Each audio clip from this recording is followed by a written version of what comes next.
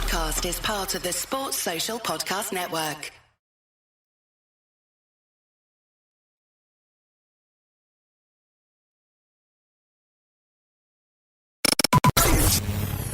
No breaks. No breaks. No fear. No fear. The official British Speedway podcast. Welcome to No Breaks, No Fear, the official British Speedway podcast. And this week we reflect on the British Final 2022, which finally got underway at the National Speedway Stadium. A little delayed, but we got there in the end. And Dan Bewley claimed his first British title. Dan Bewley wins the British Championship in 2022. Our special guest this week is the man who finished second on the podium. Tom Brennan joins us to discuss his year so far and look ahead to the playoffs with both of his teams, the Belle Vue Aces and the Glasgow Tigers. All this and much more to come on this week's episode of No Breaks, No Fear, the official British Speedway podcast. No breaks, no fear. The official British Speedway podcast. Welcome along then, I'm Ian Brennan and you join me at Plymouth's Coliseum Stadium where the Poole Pirates have safely navigated their way through to the Championship playoff semi-finals after a quarter-final second leg victory over the Plymouth Gladiators. 50 points to 40 in the end and a 40-point aggregate win, 110 to 70. And it'll be the Poole Pirates who now face the Glasgow Tigers on Sunday, the first leg of that at Ashfield. Right now, though, we're going to focus on the British final first. Our special guest is Tom Brennan. We'll hear from Tom very soon, but we'll bring you some interviews from the National Speedway Stadium on Sunday as the new British champion was crowned. And, of course, it was Dan Bewley who got his name on that trophy after a terrific afternoon, not dropping a single point through the course of the meeting and getting his name in British Speedway history and becoming the 2022 Sports Insure British Final Champion. Well, some interviews to bring you then, and we'll start off with the man who finished on the top step. Lee Wild caught up with Dan Bewley. Dan, a great way to remark your return to the UK. Maximum performance, you must be happy with that. Yeah, you know, that's the goal when we come here, but you know, it's just nice to get some laps here again, and it's always a little bit nicer when you win, but you know, it's just cool to come back and spin some laps. This is the track where you started your career. Do you look back and see how far you've come in such a short time? Does that mean anything? Not too much, but you know, at the same time, I do still remember, you know, the first year in the National League, but you know, I feel like I kind of started my career at Edinburgh. You know, I rode there the most the first season, and it wasn't until 2017 coming in for the Aces that I really felt. I went all right the year before, but I thought I started kicking on once I went to the Aces, and it was a long time in the team, and it's been cool. It was an awesome experience being in the team, and it's just always nice to come back.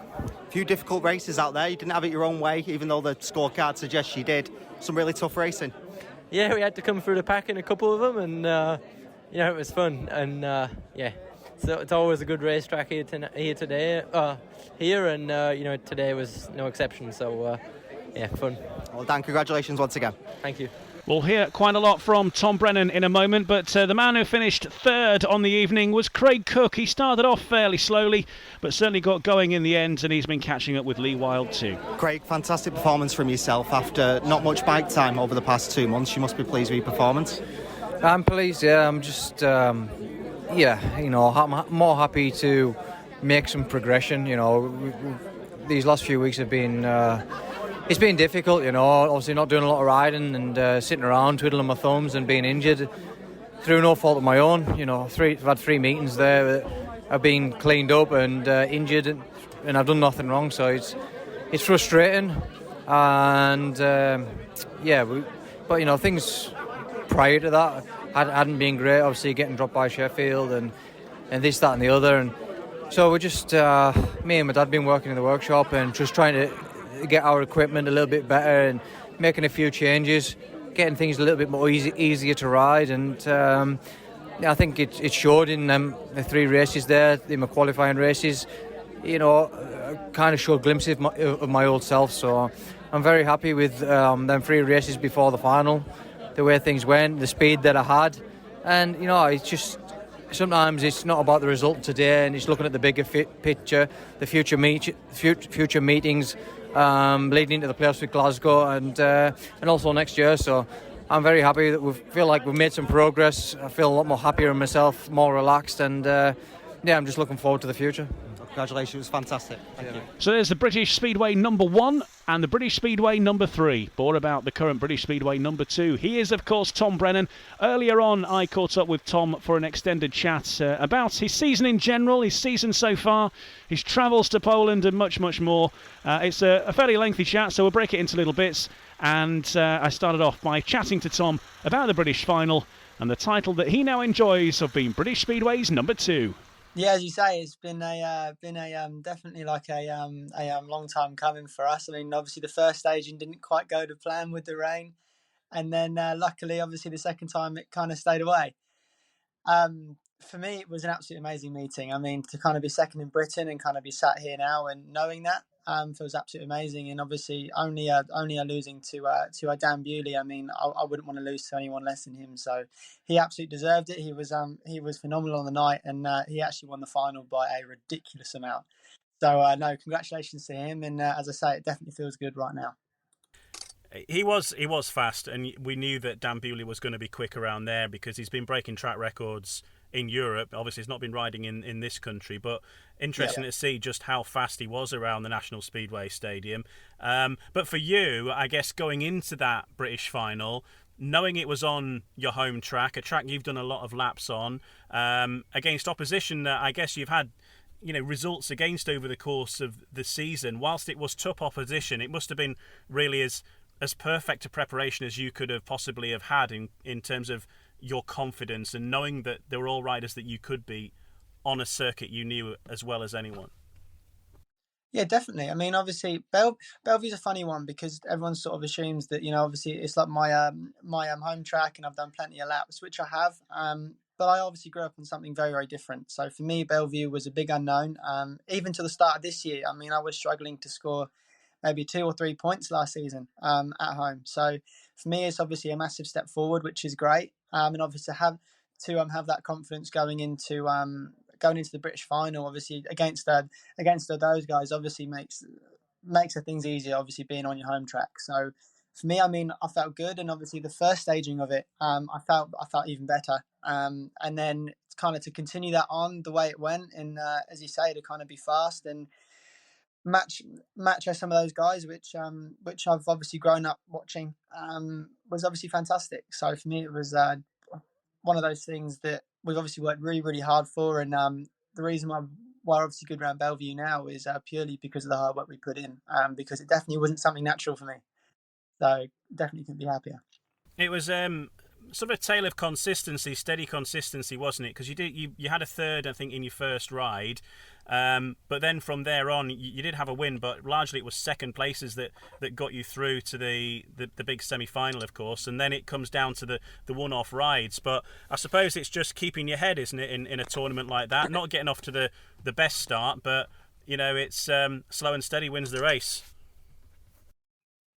Yeah, definitely. I mean, obviously start of the meeting quite slow. I actually felt unbelievably slow. But we obviously didn't panic. I mean, me and my mechanic Kyle, I mean, we obviously worked really, really hard for that, and we never panicked, and we kind of managed to get in those kind of consistent results, which is kind of unheard for me, because you kind of see my score chart sometimes and it's win last.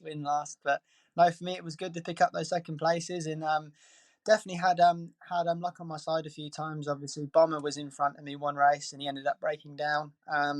And then I managed to make a few good passes, which was great. And obviously, just like I pick up those few kind of important points, and then obviously scraped through into the semi, and managed to do the job there. And then obviously followed Dan home for the final. So no, it was great. And reaching the final, I mean, what was your aim going into the British final? I mean, obviously to win, but you knew that you were heading into a tough field. What would you have taken from the start of that meeting? So I obviously naturally put quite a lot of pressure on myself. I obviously always expect myself to do good, and I always prepared to win. I would never turn up to a meeting without thinking I can win, regardless of the situation, whether that's Cardiff or whether that's kind of championship meeting. So for me turning up there, I mean, it was definitely an open mind. I obviously had to be realistic, and for me, it was definitely to try and get top six. I always wanted to make the semi. I think that would be a good show if I could. And for me, as soon as I made the semi, it was like, right, top three now, and you kind of build all the time. And even when I come second, I was like, oh, I obviously want to win now, So we're always trying to improve. And for me, going into that meeting, it was sort of like a no lose situation for me. It was kind of open on my home track, and as you say, managed to come away with a good result. And yeah, top three was a pretty good target. But yeah, for me, obviously top six was the original, and then it changed to top three after the semi. You've got to keep revising it, haven't you? But there, as you say there's a huge amount of luck involved in Speedway. You've got to have the luck on your side as well, and you can ride as well as you can. You can have the engine set up, you can lay your plans as best as you possibly can and put huge amounts of money into it, but ultimately you need a little bit of luck on your side as well, don't you, just to carry you over? Yeah, massively. Especially in those meetings. I mean, obviously, those meetings are all on the one night. It isn't obviously like in where we have 3 rounds to kind of improve everyone. We have obviously that one night. So you need all the luck you can get, really. And yeah, I mean, we obviously had our luck. We obviously worked out really hard, and yeah, I mean, there isn't much more to say, really. And do you prefer the one-off occasion, because it's kind of like a classic Speedway meeting, really, when you think back to the olden days of the World Championship being decided on one night? You have that extra drama. Sometimes, as you saw in the previous round, the weather can play a huge part in it. It can just be one simple mistake. Anything can happen, and that can be good for you, or it can be bad for you, and there's no time to correct it. Because there are one or two people saying, oh, maybe the British Championship should be over a number of rounds through the course of the season. And what are your thoughts on that kind of idea? I actually agree with kind of both. I mean, it's kind of hard to make a decision because for me, the British final has always been on over one night. I mean, I've been told countless stories of obviously everybody going to Coventry on a Sunday afternoon, and the place being absolutely packed out. And for me, that's obviously a fantastic situation. But then you have to also look at the Grand Prix series. I mean, they also did the World Final for how many years, and then they switched to the series. And for me, I think that's way better. I think it kind of gives those guys who's kind of had maybe a tough first round, or maybe it's on their home track. I mean, or maybe it's with one of their bad tracks. They can kind of make it up elsewhere. I mean, same as the Polish Championships. I mean, they have obviously 3 goes at it, and the best guy wins at the end. So it's kind of win-win, really. I'm going to talk more about Glasgow in just a little bit, but nice to have a bit of a Glasgow connection on that podium at Belle Vue on Sunday with yourself and Dan Bewley and Craig Cook. Yeah, I mean, me and a Cookie obviously racing in the team for the last 2 years now, and obviously, I mean, fair play to Cookie. I mean, he hadn't actually raced the bike since maybe 10 weeks or something stupid, because he had like all that time out with his hand, and then he had like a big crash at a red car, and then he was out again. And for him to come back, I mean, obviously I know he's been practicing, but I don't think it was for very long, and obviously practice is never like racing. So for him, it was obviously fantastic. I mean, all congratulations to him as well. And obviously for us, for a Glasgow, me and him being on the podium, and obviously Dan once obviously being a Tiger, that's obviously great for them, and obviously clearly shows that they know what they're doing with their riders at the minute. I mean, yeah, fantastic result for them, and also for a Belle Vue as well, because we're all are Belle Vue riders. So it was kind of a funny situation, really. Tell us about your season overall, because that obviously would have been one of your aims at the start of the season, to do well in the British final, of course, and I think you can say that you achieved that. You've had some big meetings through the course of this season, some big opportunities, particularly the appearance at Cardiff. You were racing in SGP2 in the full meeting, but you also, as things turned out, ended up racing in the Grand Prix itself as well. I mean, that must have been quite a learning experience, a big experience for you to be firmly involved in that, not just watching in the pits, but to be thrust into the action against the world's best. There must have been a huge experience for you. Yeah, massively. I mean, even turn up to the track and being being allowed to even walk the track was obviously amazing for me, because I've always obviously dreamt of it, same as every kind of kid my age. It's obviously involved in Speedway, and it was more like, this obviously opportunity definitely doesn't come around too often. And as soon as they said I had the reserve spot, it kind of switched, and obviously made me realise of obviously what we've done.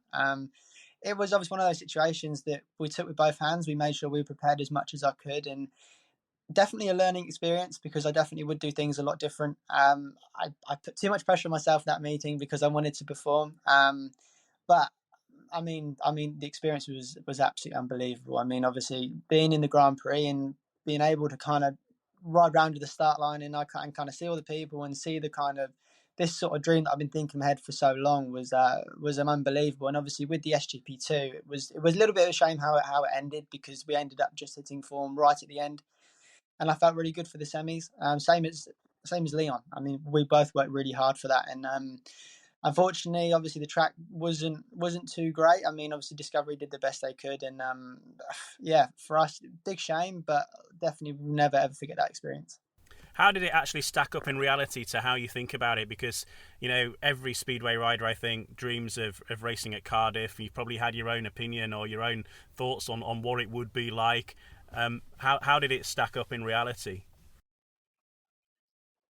Yeah, I mean, I actually had to take a few steps back, because I kind of was thinking about it for so long, and I was like, maybe like 2 months, or maybe not 2 months, maybe like, I don't know, 4 or 5 weeks beforehand, I was sort of thinking, obviously going to Cardiff, get ready, kind of let's do the bikes up, let's get t-shirts made and all this sort of stuff, and it kind of continued on. And then as soon as I arrived to the track, I didn't really I wasn't really thinking about that, So I had to kind of do practice, and I was actually dreadful, to be honest, in a practice.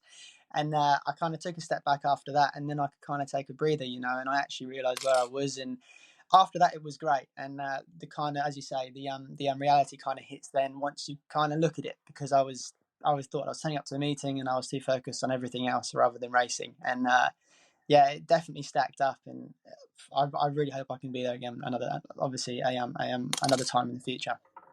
I'm sure that will be on the cards, absolutely, and great.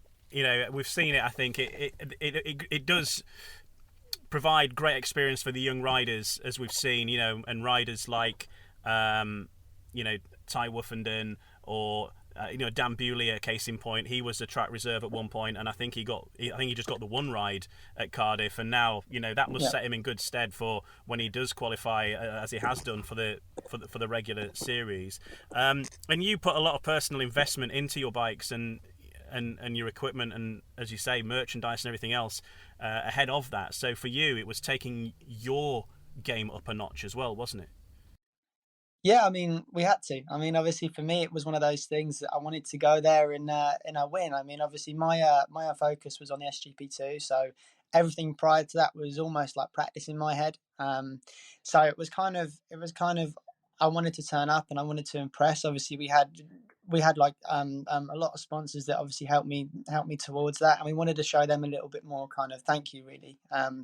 As well as trying to make myself look good. I mean, because that's always kind of the case with obviously trying to get new sponsors and trying to retain the sponsors you have, and also just to try and put a good kind of mark on obviously myself as a whole, because we obviously dedicate our life to this. And for me to kind of turn up, I would obviously hate to turn up there half-heartedly. So I had a fantastic team behind me that day, and I still have them now. So for me, I'm obviously grateful to have their support. And yeah, we obviously made a impression in the end, which was the main thing. And everybody kind of pointed out the suit and covers we had done, and the merchandise and the hats and all that sort of stuff. And it obviously worked out really good in the end. Yeah, I saw a lot of Tom Brennan t-shirts going around Cardiff, so you must have done all right there. So that's good. Good. Exactly.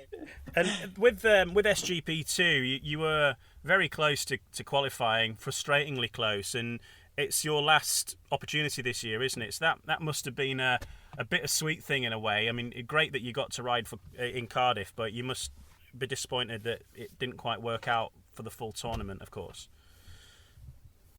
Unbelievably disappointed. I think that was probably one of the toughest things to take. I mean, we turned up to Sweden obviously with every mind of qualifying. We put a lot of effort into that kind of semi. We put a lot of money, a lot of time.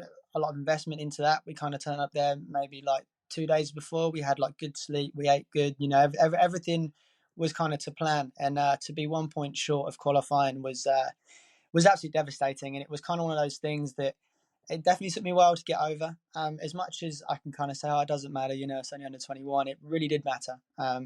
Every meeting to me matters, and everyone was like, oh, well, you know, maybe you can still get Cardiff, but for me it was more about trying to be under 21 world champion. So that was obviously tough to take. I mean, still to get the first reserve spot is still good, because I'm kind of on the sidelines waiting to go, and hope, I mean, I don't know what it's looking like for Torren, but maybe that opportunity can kind of come around and I can kind of show what I can do there and kind of bow out on hopefully like a good performance.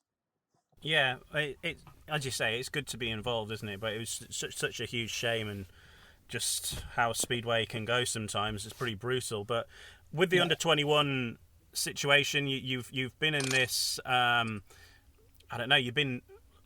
I don't know. It's like a family, isn't it? The under 21 setup, the Great Britain under 21 setup. I'm talking about, and now you're at the end of this season, really graduating into the big wide world, really now. So, what are your aims looking ahead to 2023?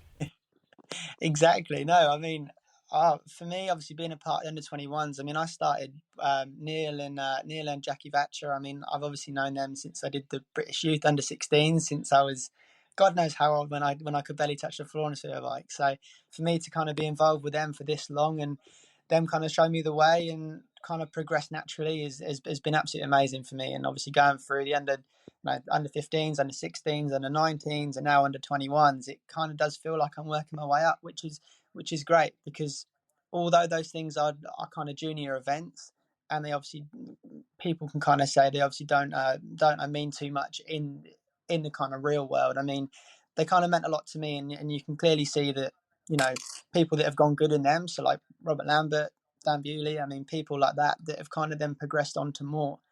For me now, I mean, we'll have to see what the future holds. I mean, I think I've done myself proud. I mean, in the under 21 series so far, and kind of done the best I possibly can. I mean, now it's kind of, as you say, I'm now sort of like a free agent, and I have to kind of rely on myself to kind of get in those big teams. And for me at the minute, I mean, I'd be silly not to say to try and be in the Speedway Nations next year. That's obviously a massive aim for me. I mean, top four, and I think I didn't do myself any harm, obviously, from Sunday. So hopefully, I mean, that can obviously work towards that.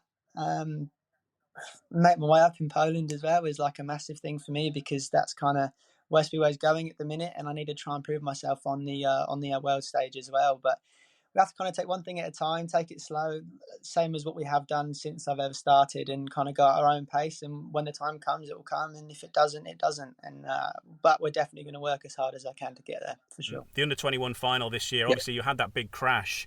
You were reigning champion going into that, but then you had this big crash, and I think a lot of people were surprised that you were actually named in the lineup, first of all, and then secondly that you came down to the tapes, and knowing that you'd had such a big injury. Was it your shoulder you'd hurt, or talk us through it? Anyway. So it was my rib.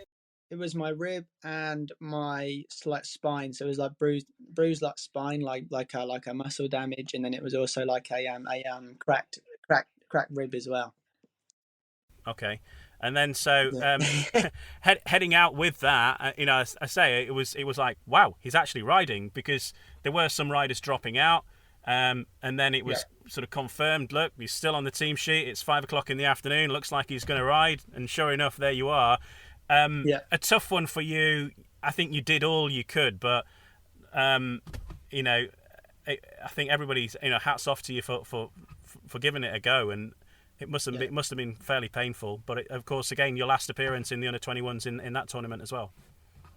Yeah, well, I mean, first of all, I mean, obviously Leon Flint did an absolutely amazing job. I mean, I know just how hard he's been working this year, so for him, it's obviously a fantastic result. So congratulations to him first, and also the under 19s as well. I mean, he went through the cards then, he then went through the card under 21s, and I wasn't obviously 100% fit, but at the same time, it didn't really impact me too much. I mean, the first race, admittedly, it really did hurt, and I honestly didn't really think I was going to carry on, because it kind of was hurting me, that kind of hurt me that bad, and I never really kind of felt it like that, because normally when you race, you can kind of switch everything off. But after that first race, I kind of said to my mechanic, I was like, I really, really don't think I can do this. Sure enough, I then got back on and then managed to kind of get through. And by my third or fourth race, maybe, obviously I kind of felt it all coming back, and I ended up forgetting about it. And to be honest, the injury wasn't really there. So for the final, it was all out. I mean, the main thing for me was obviously getting out at the start. That kind of hurt a lot for me because obviously the impact of kind of dropping the clutch and trying to be relaxed, because the starts are very slick and they didn't have much grip. You had to be as kind of relaxed as you could. And for me, I was the complete opposite. I was like a wooden plank on the bike. So I kind of never got the bite to the first corner, and Leon did. And Birmingham track has been good this year, but unfortunately that night it was very, very one-lined, and it went very slick, very fast. So passing was tricky, and I ended up trying too hard, and that's obviously what you get sometimes. But obviously take nothing away from Leon. I mean, he obviously rode fantastic that night, and for me, I'm gutted. I really am, because it obviously hurt a lot to kind of go through all of that, and whether we're going to do the meeting or not, and finally get into the final and throw it all away was a massive disappointment. And I always have to shout out Connor Bailey, because he actually laid his bike down fantastically well going into that third bend, because if there had been anyone else behind me, they may have gone straight through me, and it could have been a way worse situation. So massive credit to him. Yeah, and he, again, teammate of yours at Glasgow, but he had a great night as well, didn't he? He was really put his name out there. And yeah, he had a fantastic night. Yeah, no, tremendous. He rode really, really well. Tom Brennan on No Brakes, No Fear, the official British Speedway podcast. We'll pause there, and in the next part, we'll have a look at Tom's British teams so far this season. The Belle Vue Aces and the Glasgow Tigers, both heading for the playoffs.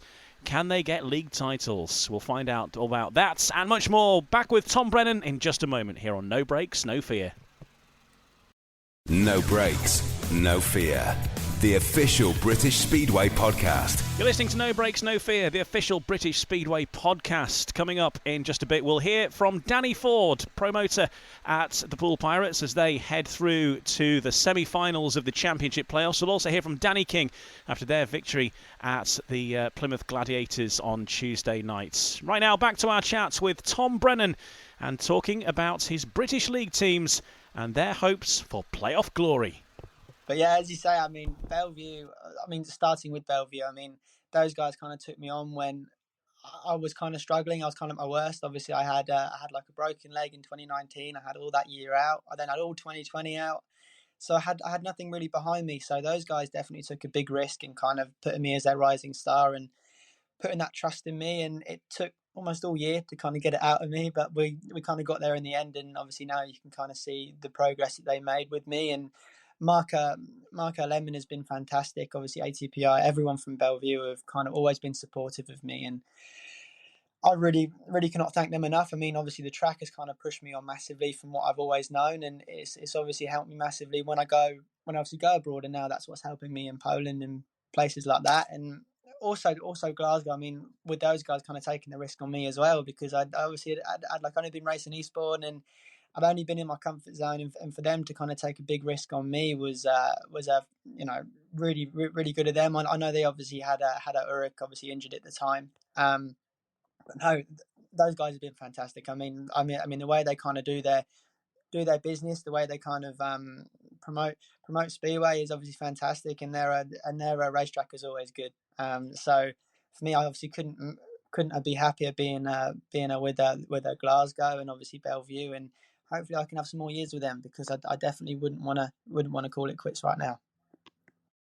It's hard to, I think with the Polish situation, as we know, we've seen it with Dan Bewley, Robert Lambert and Ty, the restrictions are there. So you want to ride in Poland, but you want to ride over here as well. There's only so many that you can do. So maybe that would be a bridge you have to cross one day. But certainly your clubs in Britain seem to have been, good to you. And you have been riding in Poland, haven't you, though? So how's your Polish season gone, and how's your Polish learning been? Because it is quite a different world there. My Polish learning has been the same as God knows how many years. Absolutely terrible. I cannot understand a word of him, and I don't think I ever will, to be honest. But no, I mean, I raced for Ravitch this season. They always put a lot of trust in me. I mean, I was a bit of an unknown as well. I mean, I hadn't done a season. I hadn't done actually one league race at all in Poland. And Adam Skornicki had kind of helped me massively with that. He kind of got me in with Ravitch, and they they had helped me a lot. I mean, those guys want to win Speedway, and you can kind of see the passion. So obviously, I think it was Metallica and all of those sponsors there have kind of helped me massively, and they've definitely shown me the path to what Polish Speedway is. For me, it was a very tough season. I mean, they do Speedway so different, and I don't really think people understand until you kind of see it with your own eyes. It's a very different atmosphere. It's a very different sort of pressure when you race there. How they go through the races is very different, and the tracks as well. And obviously the fact that none of them speak much English, so it's kind of tough to take all that in one. But I absolutely love my time at Ravitch, and those guys looked after me good, and I really. I obviously improved throughout the year, which was the main thing. I kind of ended pretty good with them, so hopefully now it's only upwards and onwards. So we'll see what next year holds. And when you say they're going through the races different, what would be some of those differences? Because obviously it must be hard when you're not fluent with the language to sort of understand what's going on. I suspect to begin with, but how's it go? How's the meeting run? So they're very, very strict, obviously. So same. I mean, here it was sort of supposedly meant to be a rule that if you are still gardening at the start line, as soon as the 2-minute clock ends, you should be excluded. Now that's somewhat drifted away in British Speedway, which is kind of a shame for me, because I really do believe that obviously should be a rule, because we're kind of up waiting and there might be two guys that are still messing around after 2 minutes and they should be excluded. So, but for people like racing in like FIM and people that are obviously in Poland as well, I mean, if you are not ready at the start line with 2 minutes, you are gone. No matter if it's half a second or a second, that's gone. So there's like a massive pressure in being out on track on time. That's one of the main things, is you've got to be ready. And also, it's one of those things, if you move ever so slightly, you're on a warning. If you move again, you're out. There isn't any sort of leeway. So they're very strict with that. The other thing is the methanol they use, which is in like a big kind of tank. So you have to go get it filled up before every race. You can't have your own in your pit. So that's also another thing that takes time. And also, I mean, the fans as well. I mean, that's another thing. They've got drums, and it's a completely different atmosphere, and they really do care about their speedway. I mean, same as in Britain. I mean, obviously Britain care about their speedway, but it's in like a very different way. It's almost like a football match. So in Poland, you've got to be as quick as you can, not only on the track but also in the pits, and they are cutthroat. I mean, if you're not performing, I mean, people know this without even being there. I mean, if you aren't performing, you're obviously out in your next race, regardless of like who your name is or like what you've done or if they believe in you. If you're not scoring, you're out. So that's a tough one to take as well. Has that kind of improved your, not that you were not disciplined, but I mean, your professionalism, your discipline? You see what goes on in Poland. Is that something then that you transfer into everyday life, because you have to live like that in Poland, and that's how you have to be? Whereas we see I think we see the riders that are riding in Poland. You see them arriving in the pits, particularly the ones that are in the GP, like Frick or Jack Holder. I've noticed this at the start of the season, just how organised they seem to be. Versus not that some riders are disorganised, but they're just prepared on an extra level, aren't they now?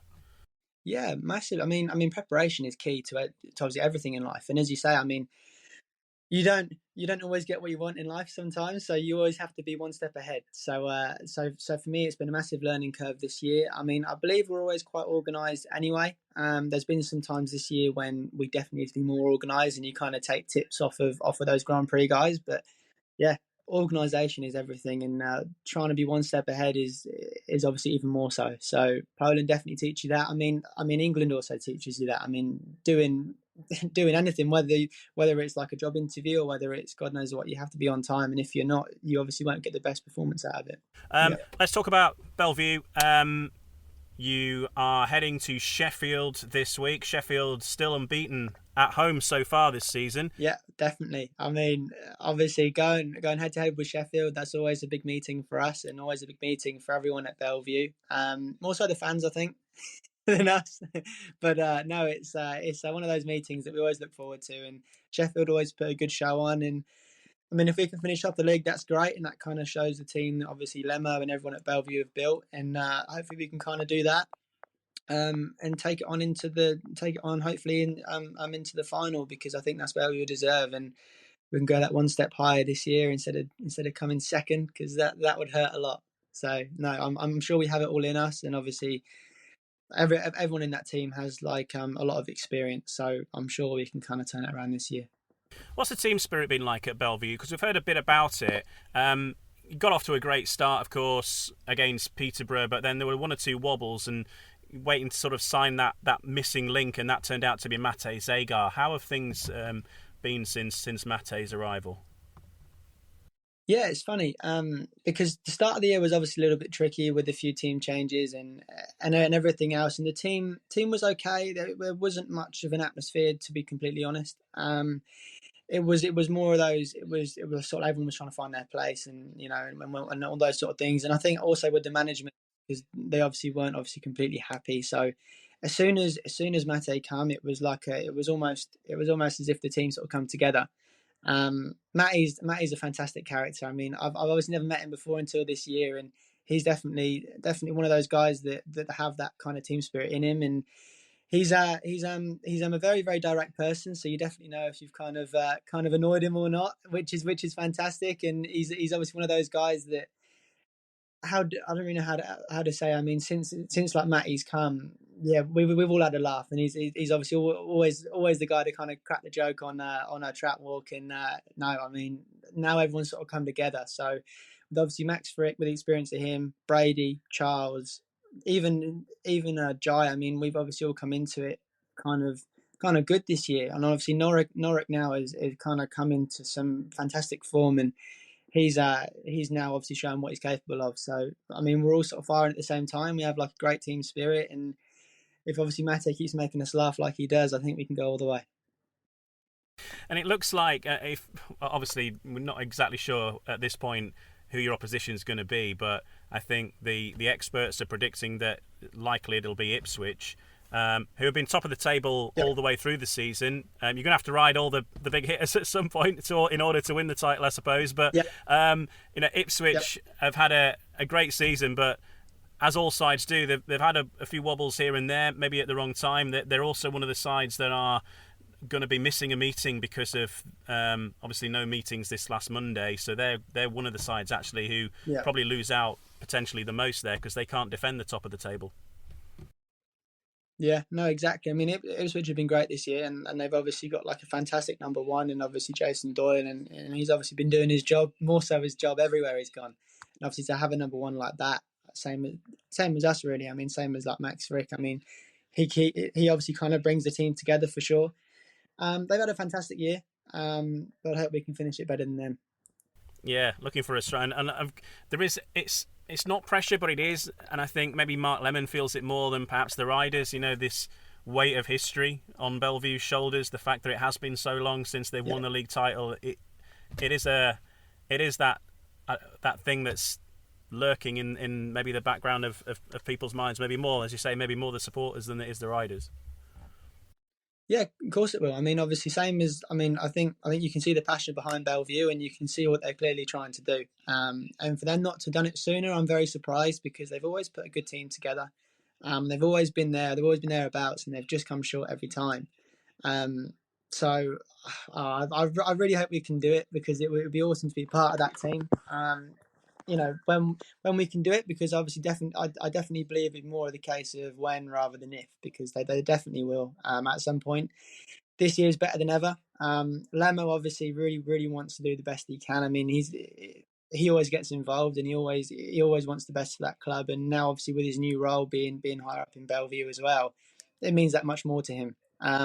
But saying again, it's one of those situations that we can't put too much pressure on ourselves. We have to go in there with an open mind, same as what we always have done, and just ride that extra 10% better for all of us, and we'll come away with a win. I may be looking to put the record straight from last year, of course, because you were in the grand final last year and were runners up, and maybe you know how that disappointment feels, and you want to feel the other side of it.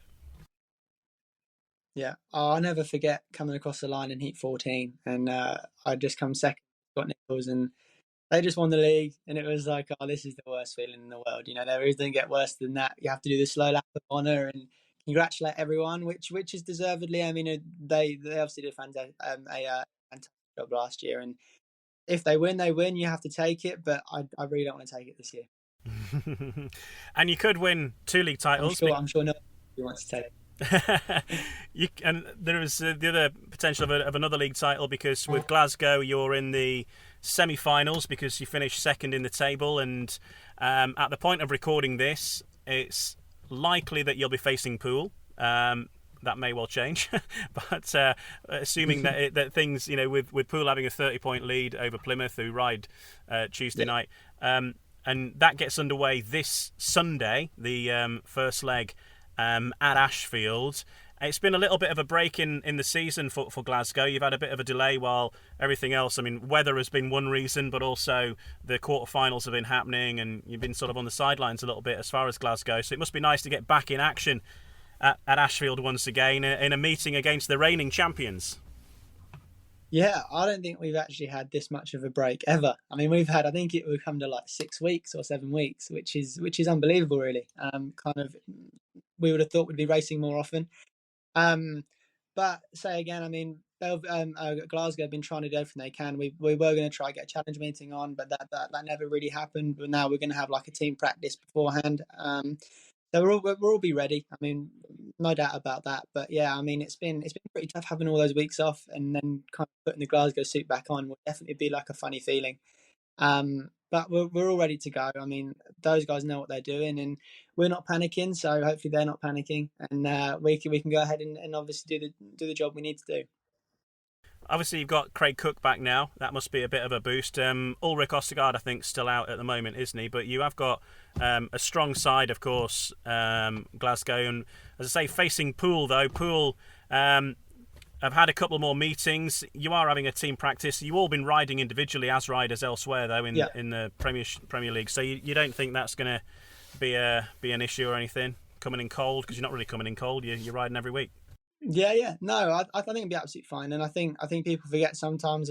People can go into kind of go into panic because we hadn't ridden the track for so long, but that obviously never goes. And to be honest, sometimes it does good to kind of go away for a little bit and then come back even stronger and kind of forget about everything, because you can sometimes get in a rut of going every single week and doing the same thing week in, week out all the time.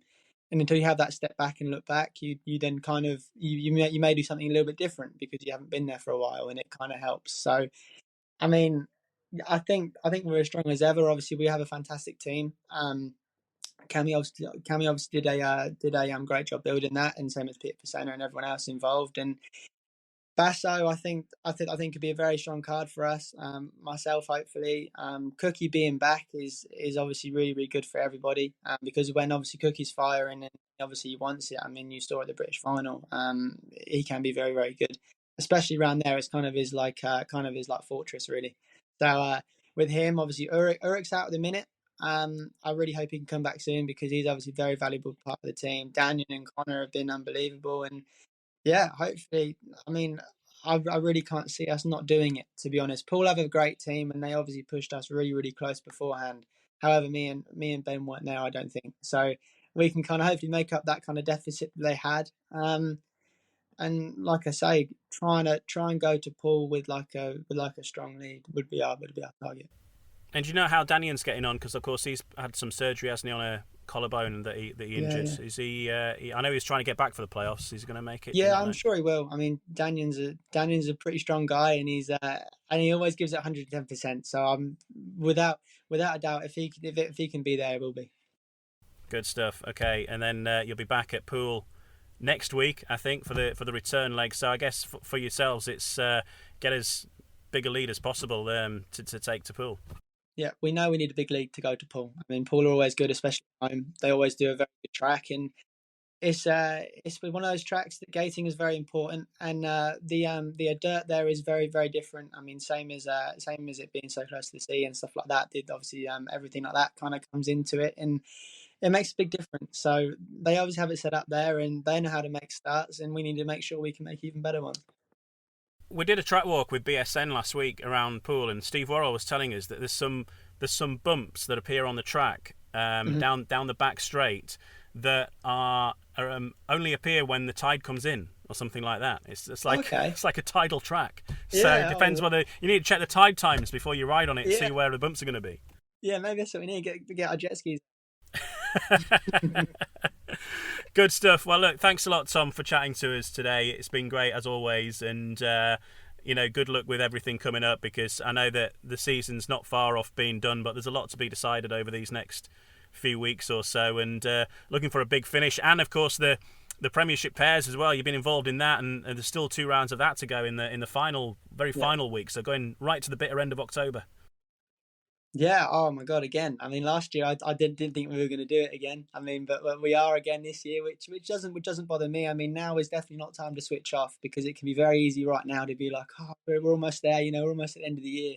But for me, I am absolutely love what I do, and to be quite honest, I would never want the season to end. So for me, it's obviously one of those things that I'm obviously more than happy to race as much as I can, and now as well we kind of put that extra 10-20% on and try and do the jobs we've been trying to do all year. And obviously, with the Premiership pairs, I mean that's been unbelievable for me. I mean, it's one of those things. It's a very tricky meeting for us. I mean, as the Rising Stars, because you're going up against the 2 best riders in the team, and you're kind of thrown in cold on a track that's maybe a little bit different to normal, and you have to try and be on your game as well as people that have already had maybe 1 or 2 or even 3 rides. So it's very, very difficult, but to even be a part of that and to kind of have that scheme going, I think it may have to be looked at next year, maybe with the Rising Star thing, because it is sometimes a little bit unfair, I'd say, for us to kind of go out cold, and maybe they need to kind of look at that. But to be a part of that, to be able to see those guys is great, and it only pushes us forward. Would you think maybe like have a Rising Star heat or something like that, so where you know which heat you're going to be riding in, or and maybe have equal competition? Or yeah, I think they should at least do that. I think they should still kind of include us in the meeting for sure. I think that's good, even though it's hard. I think, as I said before, it definitely pushes us on. However, I do think they should have maybe before that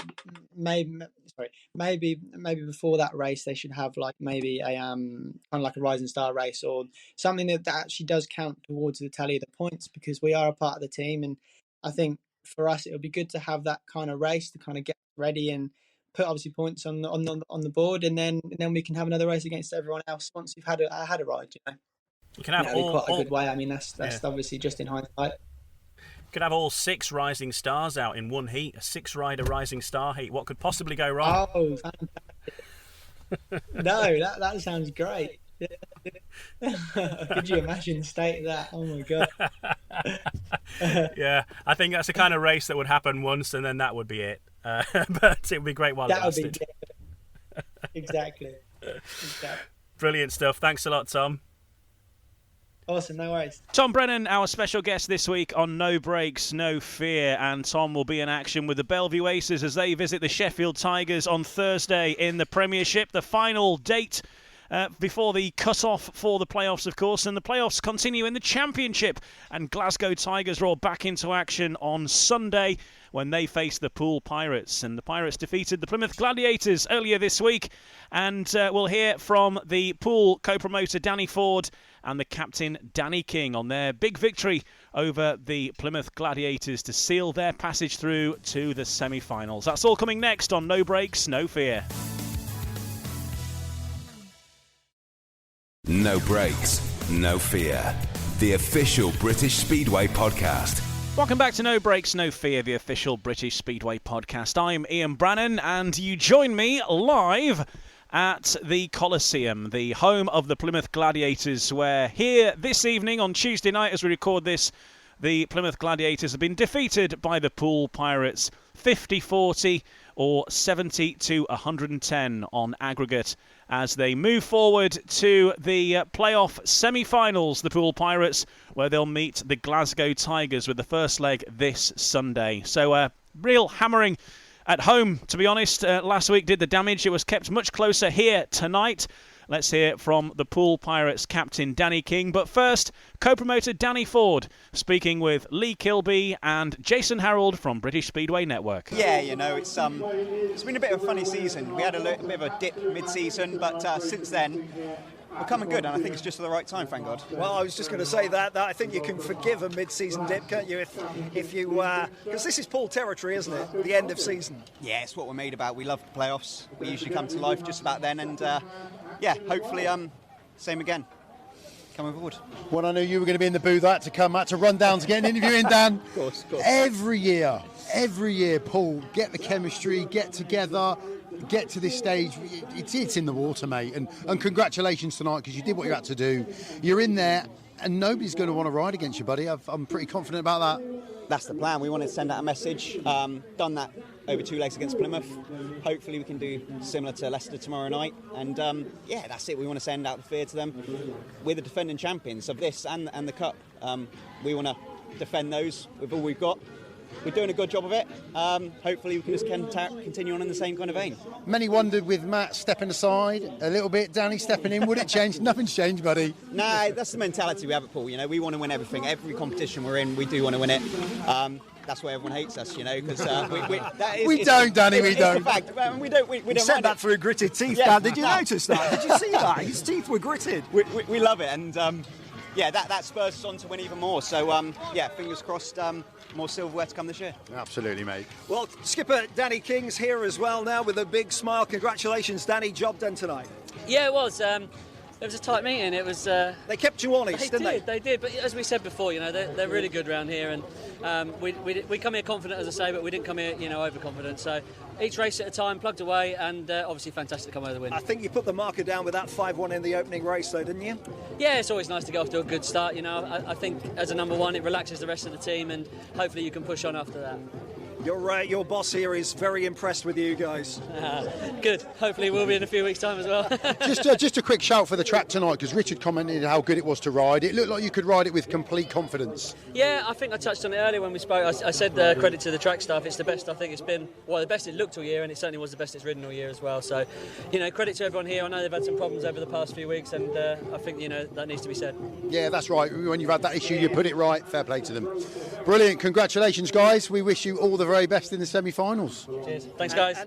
Danny King and Danny Ford of the Poole Pirates speaking to Lee Kilby and Jason Harold on BSN. And don't forget, you can watch all of the remaining action in the championship playoffs on BSN. The next action will be on Friday. But here's the fixtures coming up through the course of this next week. The Poole Pirates now head back to Poole Stadium on Wednesday night as they face Leicester in the Championship Knockout Cup semi-final, where Leicester have just a couple of points lead there. That's going to be a close one at Poole Stadium. And in the National League, it's Oxford versus Kent. On Thursday, back to Premiership action where Kings Lynn host Wolverhampton and the Sheffield Tigers host the Belle Vue Aces. On Friday, European Championships continue in Pardubice. That's final number 4. And it's Edinburgh versus Leicester in the Championship semi-final playoffs at Armadale. And then the return leg of that happens just 24 hours later, back at the Paul Chapman & Sons Arena on Saturday night. Both of those fixtures live on BSN. On Sunday, it's the National League Riders' Championships at Scunthorpe. That starts at 3 o'clock. It's a 6 o'clock start at Ashfield as the Glasgow Tigers host the Poole Pirates in the first leg of the Championship semi-final in the playoffs there.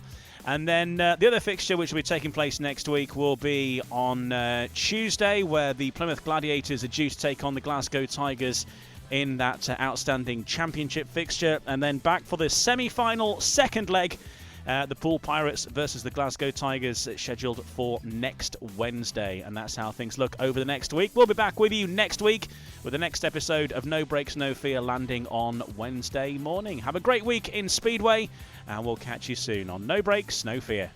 No Brakes, No Fear, the official British Speedway podcast. Sports Social Podcast Network. My brother-in-law died suddenly, and now my sister and her kids have to sell their home.